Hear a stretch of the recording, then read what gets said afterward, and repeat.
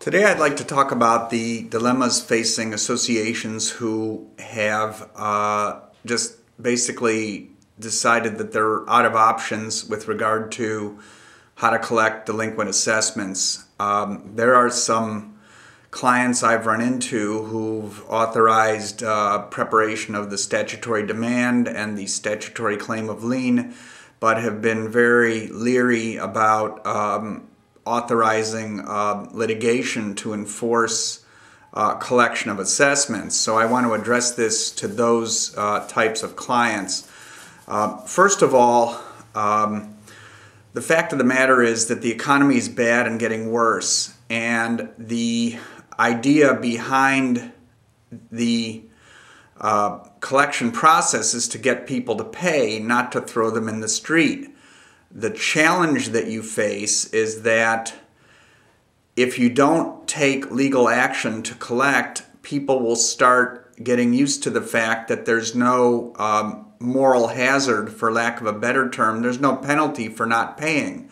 So what you're going to have is a number of people who might pay if they receive a claim of lien, but lots of other people who have the impression that, who cares? I have a claim of lien, and they'll collect it when I sell. And what happens, especially in a condo, is that a lien is only good for a year, and after that year it expires. And so what you're going to end up with is a number of people who are not paying. The people who are thinking of not paying are looking at the people who aren't paying and saying, well, gee, nothing's happening to them. And the people who are paying are saying, well, what in the world am I paying for? So part of the problem is that you have to, and you really have a fiduciary duty. That's a fancy word for the fact that you sit in a position of trust and confidence to your neighbors, but you have a duty to collect those assessments, even if it means suing people. And again, the whole goal is to collect the amounts due, not to put people in the street, not to end up with ownership of units. If units are rented, we can get a receiver appointed by the court to collect the rents. And if the owners don't pay and the tenants don't pay, they're in contempt of court. And judges don't like that. So that's all doable in the foreclosure process. But if you're not collecting, you are almost guaranteed to end up in a situation where your community is just going to keep going down and down and down, and it won't recover. I've always been one who will gladly cut my fees to allow someone who can't pay to pay. But the point is that you're not, when you sit as a director, you have that duty to collect, and there is some case law, even though it deals with developer-controlled boards, where a board was held liable for knowingly failing to collect assessments. And you know, people are litigious these days, and what we want to avoid is a situation where a new board comes in and throws out the old board and starts suing and collect. We just don't want that, basically.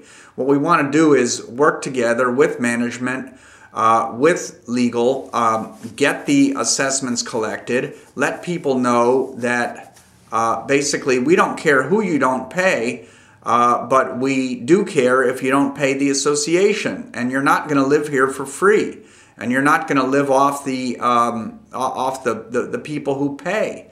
And the amount that they owe is pretty modest. I was thinking the other day that if somebody quit paying their mortgage, they could probably live there for 3 years and not get the units sold out from under them. But in a condo foreclosure, people pretty quickly realize that they have to pay, and they end up paying, and they'll pay their delinquent assessments once they realize that non-payment of assessments is one of the few types of bills in Florida that you can actually lose your home over, even if it's homestead. So again, the point is that the goal is to collect assessments. The goal is not to hurt people. The goal is to help people. The goal is to show the people who do make the sacrifices to pay, and not encourage bad behavior. And failing to move forward to collect assessments through the court process indirectly encourages what I call bad behavior. So I urge you to move forward, get the people who are delinquent and have tenants in there sued, get a court order requiring them to pay their rent to the receiver. That'll clean those up. And as to the rest of them, make them understand that if they don't pay, they will be in the street. And you'd be surprised how many people go through the whole foreclosure process, and then when the sheriff comes to enforce the writ of possession, they say, "Oh my gosh, I didn't know this could happen to me."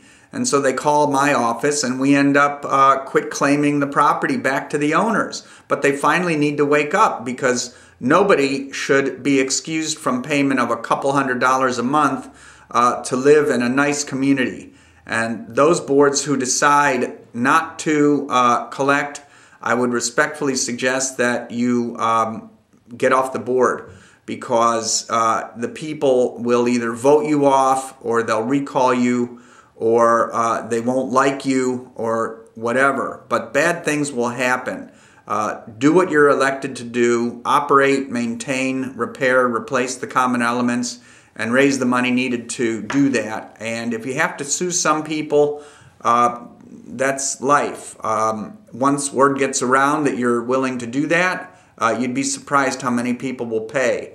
So it's not anything personal, it's only business. And get moving, and you'll find that you're going to collect probably 90+% of what's due to you, instead of just letting things rot and the community getting a bad reputation where you can't get mortgages and you can't get financing, and homes won't sell and no one's going to buy because they know that the receivables are so big.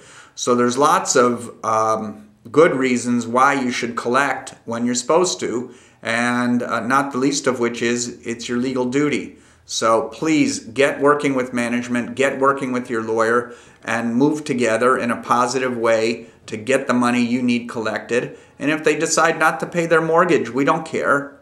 That's not a value judgment, but let's make sure that the people pay the assessments so you can keep the lights on, and you can keep the pool open, and you can enforce the rules, and make your community an island of stable property values, instead of a place where people know not to buy because everyone knows that the board does nothing. So get on the good side of the equation and avoid being put on the bad side.